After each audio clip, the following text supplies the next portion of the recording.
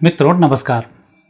ज्योतिष की एक गूढ़ जानकारी में से यह भी आती है कि संतान का आपको सुख मिलेगा या नहीं, कौन सी संतान आपकी यशस्वी होगी, कौन सी संतान से आपके कुल का भाग्योदय होगा, ये सब ज्योतिष में बहुत क्लियर रूप से निकल आता है। मैं आज ज्योतिष के माध्यम से आपको वही जानकारी देना चाहता हूँ कि आपकी संतान आपके लिए भाग्यशाली है या नहीं, या किस प्रकार से परेशानी खड़ी करने वाली है और इसके उपाय भी क्या क्या हैं कि संतान से आपको दुख मिलेगा या सुख मिलेगा, संतान रहेगी या नहीं रहेगी, संतान दीर्घायु होगी या अल्पायु होगी, इन सब की मैं आपसे इसमें चर्चा करूँगा। मित्रों, मेरे वीडियो कुछ दिन के बाद लोग कॉपी करके 2-3 घंटे बाद ही भेजना शुरू कर देते हैं, कुछ का कुछ भेज देते हैं, तो आधी अधूरी जानकारी आप तक पहुंच पाती है। तो कृपया इस चैनल को सब्सक्राइब करना आप नहीं भूलें ताकि सही जानकारी आप तक पहुंच जाए। सामान्यतः तो आप जानते ही हैं, पास्ट लाइफ की यदि बात करें और हम हमारे धर्मशास्त्रों की बात करें तो उसमें संतान को आपके कर्मों का फल बताया गया है। जैसे कि जब कोई व्यक्ति बहुत अच्छी तरक्की करता है तो निश्चित रूप से यह संकेत मिलते हैं कि उनके माता पिता के कर्म बहुत अच्छे हैं और उसके कारण से उनकी तरक्की लगातार संतान की भी हो रही है और सब कुछ ठीक रहता है। चाहे माता पिता गरीबी में पले बड़े हों, लेकिन उनके संस्कार बहुत अच्छे होते हैं, जो कभी भी किसी को बिना परेशान किए कुछ भी ऐसा होता है जो शुभ रहता है, तो उनकी संतानों के लिए उत्तम सुख की प्राप्ति होती है। वो वही स्थिति आती है कि जब कहीं घर में गलत पैसा आना, अपराध की दृष्टि से पैसा आना या माता पिता का गलत कर्मों में लिप्त होना, तो ये संकेत प्रदान करता है कि आपके आने वाले जो संतान है वो आपके लिए बहुत अच्छे फल प्रदान नहीं करेगी। तो ये तो एक सामान्य से हमारे यहाँ कुछ नियम हैं जिन नियमों को हम फॉलो करते हैं और उस नियम के अनुसार देखते भी हैं कि परिणाम क्या होता है। लेकिन जब आप कर्म गलत करोगे, फिर आपकी संतान होगी, फिर आपके बारे में मालूम पड़ेगा, तो इससे पहले भी आपकी जन्म पत्रिका से मालूम पड़ जाता है कि आप किस प्रकार के कर्म करेंगे और आपको कैसी संतानों की प्राप्ति होगी। और ज्योतिष शास्त्र में यदि ये मालूम पड़ जाए तो आप पहले से उन सब चीज़ों से सजग हो सकते हो, क्योंकि इस सृष्टि पर कर्म का सिद्धांत बहुत बड़ा है। आज का कर्म कल का भाग्य बढ़ता है और उस भाग्य को बनाने के लिए आपको क्या क्या उपाय करने चाहिए। तो एक तो मैं सामान्य चर्चा आपसे सबसे पहले ये करूँगा कि आपकी संतान भाग्यशाली है या नहीं, ये आपकी पत्रिका से आपको कैसे मालूम पड़े। संतान के लिए पुरुष के पंचम भाव को देखा जाता है और यहाँ मैं एक बात और क्लियर कर दूं कि महिलाओं के यहाँ पुरुष पुत्र नहीं हो रहे हैं, संतान नहीं हो रही हैं, तो लोग महिलाओं को दोष देना शुरू करते हैं, बहुओं को दोष देना शुरू करते हैं, जबकि ऐसा नहीं है। जो भी संतान प्राप्ति होती है वो आपके कुल के ऊपर डिपेंड करती है। कुल में यदि अच्छे कर्म हैं तो आपको अच्छी संतानों की प्राप्ति होगी, वो पुरुष के माध्यम से निकलता है, और पाप किए हैं तो भी पुरुष के माध्यम से निकलता है। तो इस प्रकार से जो भी होता है वो क्लियर यहाँ पर हो जाता है। तो महिलाओं को दोष देना इस समय में ठीक नहीं है। अब हम बात करते हैं संतान कैसी होगी, आपकी कुंडली से आप कैसे जांचें। तो सबसे पहले तो पंचम भाव जो होता है वो संतान का भाव माना जाता है और पंचम भाव का स्वामी जिस स्थान पर होता है उस स्थान के अनुसार संतान का निर्णय इसमें किया जाता है कि आपकी संतान कैसी होने वाली है। जैसे देखते हैं पांचवा घर, तो हालांकि आम व्यक्ति इस चीज़ों को नहीं समझता है, लेकिन ज्योतिषी हैं वो इस चीज़ों को समझते हैं। तो इस पंचम भाव का स्वामी यदि लग्न स्थान पर विराजमान है तो आपके लिए यह संतान उत्तम स्वास्थ्य के लिए होती है और आपको सुख पहुंचाने वाली होती है। लेकिन यह नेगेटिव ग्रहों का उसमें कॉम्बिनेशन ना हो, अन्यथा ये विपरीत स्थिति बन जाती है। संतान वाले घर का स्वामी यदि द्वितीय स्थान पर विराजमान है तो ऐसे समय में ये जो संतान होती है ये आपके घर की पूर्वज होती है और आपको ही तारने के लिए ऐसे बच्चे पैदा होते हैं। तो ऐसी स्थिति दूसरे स्थान से देखी जाती है। मंगल ना हो, बस इस बात का दूसरे स्थान पर विशेष ध्यान रखें। तीसरा जो स्थान होता है वो तीसरे स्थान पर यदि संतान का स्वामी है तो निश्चित रूप से ये परिवार पराक्रम इन सब के लिए बहुत अच्छा होता है। ऐसी संतान उत्तम फल को देने वाली होती है और आपके कुटुंब का भाग्य जागृत करती है। चतुर्थ स्थान पर होती है तो संतान निश्चित रूप से ये प्रगतिशील भी होती है, सुख प्रदान करती है, घर गृहस्थी को बढ़ाने वाली होती है, भूमि भवन वाहन के सुख वाली होती है, इसमें लाभ मिलता है। पंचम भाव का स्वामी पंचम भाव में ही बैठा हो तो ये एक देव योग का लक्षण होता है कि कभी किसी व्यक्ति की आपने मदद की और वो आपकी मदद करने के लिए पंचम भाव में अपने घर को लेकर पैदा हुआ है। तो स्पेशली वो व्यक्ति आपके यहाँ पर सुख पहुँचाने के लिए ही आता है। लेकिन यहाँ पर नीच ग्रहों का बैठना नीच ग्रहों के साथ चंद्रमा की युति होना ये ठीक नहीं माना जाता, अन्यथा वो व्यक्ति आपसे बदला लेने के लिए आता है, ये भी संकेत मिलता है। संतान भाव का स्वामी छठे स्थान पर विराजमान है तो ऐसा व्यक्ति धनदायक होता है, खुद अच्छा पैसा कमाता है और घर परिवार के लोगों का नाम भी वो रोशन करता है। लेकिन यहाँ पर 6, 8, 12 में शनि, राहु, मंगल ये अच्छा फल प्रदान करते हैं, तो पंचम भाव का स्वामी छठे स्थान पर हो तो उसमें उत्तम फलों की प्राप्ति होती है। तो ऐसा तो सामान्यतः शनि से ही होता है, शनि 5वें घर का स्वामी है और छठे भाव में वो विराजमान है। तो जब ऐसा होता है तो छठे भाव का कारक होता है, तो शनि इस मामले में शुभ होता है। संतान भाव का स्वामी यदि सप्तम भाव में बैठा हुआ हो तो ये थोड़ा सा दिक्कत वाला होता है, स्वास्थ्य के लिए बहुत अच्छा नहीं होता है, बीच में धोखा भी ये दे सकता है।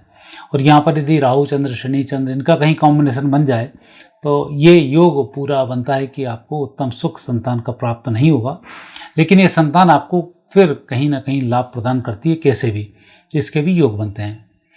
पंचमेश यदि अष्टम भाव में बैठा हुआ है तो संतान के स्वास्थ्य की चिंता करनी चाहिए और आपको पहले से ही मजबूत यहाँ पर रहना चाहिए।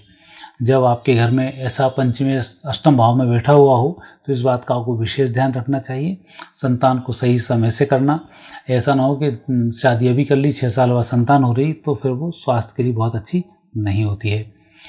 यदि पंचम भाव भाग्य स्थान पर होता है तो निश्चित रूप से ये भाग्य को बढ़ाने वाला होता है और घर में कुल दीपक के रूप में या घर के ऐसे व्यक्ति जन्म लेते हैं जो गुरु तुल्य रहे हों या आपका कोई गुरु रहा हो, वो व्यक्ति आपके घर में आकर फिर जन्म लेता है और आपके भाग्योदय को बढ़ाता है। पंचम भाव का स्वामी 10वें भाव में है तो निश्चित रूप से पिता से तो ये विद्रोह कराता है परंतु तरक्की बहुत देता है। घर परिवार में इसका नाम भी अच्छा होता है पर पिता और उनके बीच में थोड़ी सी खटपट बनी रहती है। पंचमेश यदि एकादश भाव में है तो लाभ के संकेत प्रदान करता है। संतान के घर में जो संतान होती है वो लगभग दादाजी ही पैदा होते हैं, ऐसे उनके ग्रह योग बनते हैं और ये लाभकारी संतान की प्राप्ति यहाँ पर होती है।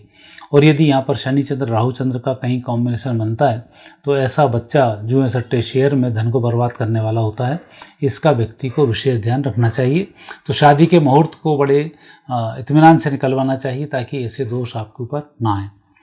और यदि पंचमेश द्वादश भाव में बैठा हुआ हो तो अल्पायु भी हो सकता है, परेशान करने वाला भी हो सकता है और बीमार भी हो सकता है।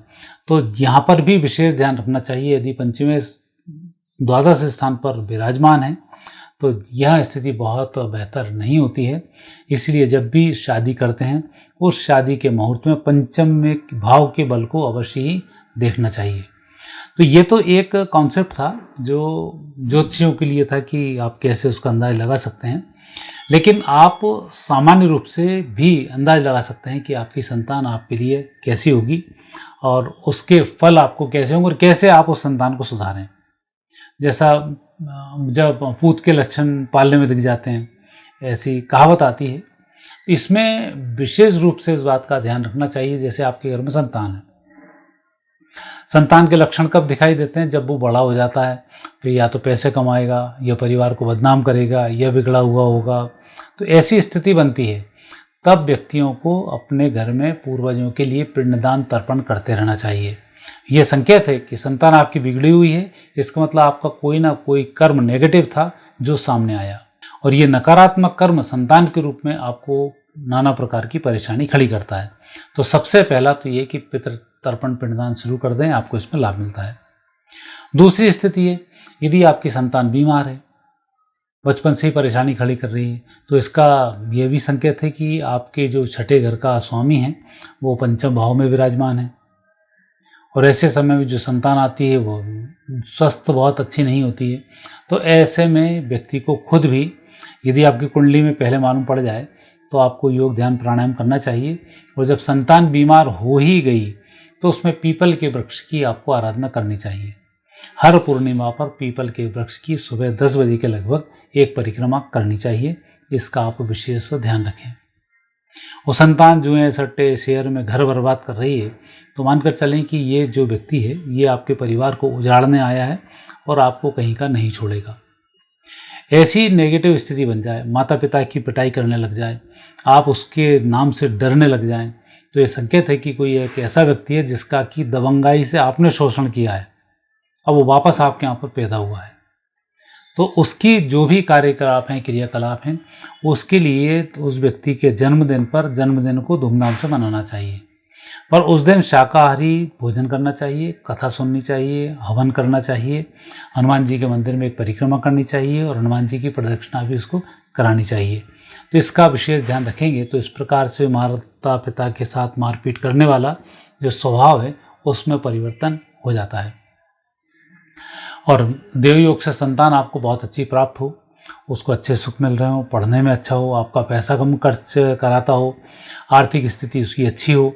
और फिर भी कई बार ऐसा होता है कि बच्चा बहुत अच्छा है और हम बीमार पड़े हुए हैं, बीमारी के साथ साथ हम ही उसके लिए सिरदर्द बने हुए हैं। जब ऐसी स्थिति आ जाती है तो ये मानकर चलिए उस बच्चे ने आपसे पहले कभी कर्ज लिया था, उसको चुकाने के लिए वो बच्चा आया हुआ है। तो ऐसे समय में हमें उस बच्चे का शोषण नहीं करना चाहिए, भर भर के उसको आशीर्वाद प्रदान करना चाहिए। जब भी अवसर मिले, जैसे भी मिले, उसके लिए हमेशा भगवान से प्रार्थना ही करनी चाहिए और उसके बड़े और उन्नतिशील बने रहने की कामना करनी चाहिए। और उसके धन का कम से कम आपको उपयोग करना चाहिए। ऐसा व्यक्ति आया है तो उससे कोशिश करें कि उसके धन का ज़्यादा हम उपयोग ना करें और उसको आशीर्वाद प्रदान करते रहें। तो आपके लिए और आपके परिवार के लिए ऐसा व्यक्ति 3 पीढ़ी तक के लिए शुभ शकुन वाला होता है, ऐसे फल ये प्रदान करता है। और कई बार स्थिति ऐसी बन जाती है कि भाई भाइयों में द्वेष फैलना शुरू हो जाता है, माता पिता उससे बड़े कष्ट में आ जाते हैं, माता पिता के रहते हुए बच्चे लड़ना झगड़ना शुरू कर देते हैं। तो ऐसा निश्चित रूप से कि हमने कोई का पैसा खाया और ये सब बच्चे मिलकर बंदर वाट हमारे सामने ही कर रहे हैं और कोर्ट कचहरी की नौबत में आ रहे हैं, तो ये संकेत बहुत अच्छा नहीं होता। इसमें हमारा धन भाव बड़ा काम का होता है। धन भाव का अध्ययन करें, उसमें मंगल राहु का होगा तो आपकी संतान इस प्रकार की होगी कि सामने लड़ना शुरू करेगी। आपकी वाणी का दोष रहा होगा, उस कारण से भी इसमें ऐसा होता है। इस प्रकार के दोषों की निवृत्ति के लिए व्यक्ति को जो श्राद्ध पक्ष आता है उसमें पिंडदान अपने पूर्वजों का करना चाहिए। और 2-2, 3-3 पूर्वजों का भी आप कर सकते हैं। ऐसा नहीं कि आपके पिता हैं तो आप अपने पिता का करें, आपके चाचा जी हैं तो उनके लड़के उनके चाचा जी का करेंगे, ऐसा नहीं होगा। फिर आपको पूरे परिवार का करना चाहिए ताकि आपके घर की कलह खत्म हो सके। और कई बार ऐसा होता है कि बच्चे अच्छे हैं लेकिन उसकी पुत्र वधू आपकी ऐसी आई जो आपके लिए बहुत अच्छी नहीं है, परिवार का बंटाढार करे बैठी है। तो वहाँ पर ऐसे लोगों को अपनी कन्या को सुख प्रदान करना चाहिए। और जिन जिन के अभी शादी विवाह होते हैं, विशेष रूप से कन्या के, उस शादी विवाह के समय में आपको धन का दान अधिक से अधिक करने का प्रयास करना चाहिए। और धन में विशेष रूप से मेटल या गोल्ड, इनका सिल्वर का दान करें, बहुत अच्छा होता है। आज से पहले तो जब शादी हुआ करती थी तब तो माता बहनें यही करती, कोई बिछुआ दान करती थी, कोई इनको चांदी के कड़े दान कर देती थी, कोई मंगलसूत्र के लिए गोल्ड दान कर देती थी, या कोई ना कोई मेटल दान उसमें की जाती थी। अब वो प्रचार प्रसार समाप्त हुआ और अब ये नोट देने की प्रथा ही है, कुछ सामान गिफ्ट करने की प्रथा शुरू हुई है। तो ये थोड़ी सी अब ठीक नहीं है। तो उस समय में जब भी कोई कन्या के पैर पूजने जाए तो वहाँ पर घर के सामग्री हो, जैसे हम घर के बर्तनों का यूज़ करते हैं उन बर्तनों को दे सकते हैं। आजकल बर्तन सबके घर में होते हैं, इसलिए भगवान की कोई उनको वस्तु दी जा सकती है। भेंट के रूप में नगद देने के स्थान पर उनके सुहाग की सामग्रियों को दें। तो नगद के साथ साथ सुहाग की सामग्री भी एक आध उसमें गिफ्ट जरूर करें। जैसे आजकल तो समय है, पैसे उनने पकड़ा दिए 500-1100 जो भी जैसी हैसियत होती है और फ्री हो जाते हैं। ऐसा नहीं करना चाहिए। यदि आप कन्या पक्ष की तरफ जा रहे हैं तो आप मुद्राओं के साथ साथ चाहे एक छोटी सी अंगूठी या चांदी का छल्ला ही रखें, चाहे उसकी छोटी सी बिछड़ी ही रखें, तो वो आप उसको अवश्य दें। ये आपकी तरक्की के लिए होती है और परिवार में उन्नत संतानों की प्राप्ति के लिए होती है। और घर परिवार में ऐसी बहुएं नहीं आती हैं जो आपके कलह करने वाली हों। तो इस प्रकार से आप छोटे छोटे उपाय करके लाभ ले सकते हैं। हालांकि समय कम रहता है इस पूरी चीज़ों को बताने में, लेकिन मैंने प्रयास किया है कि जितना अधिक से अधिक आप तक पहुंचा सकूं। बाकी फिर कुछ होगा तो आगे फिर वीडियो में आपसे फिर चर्चा होगी। अब मुझे आज्ञा दीजिए। नमस्कार।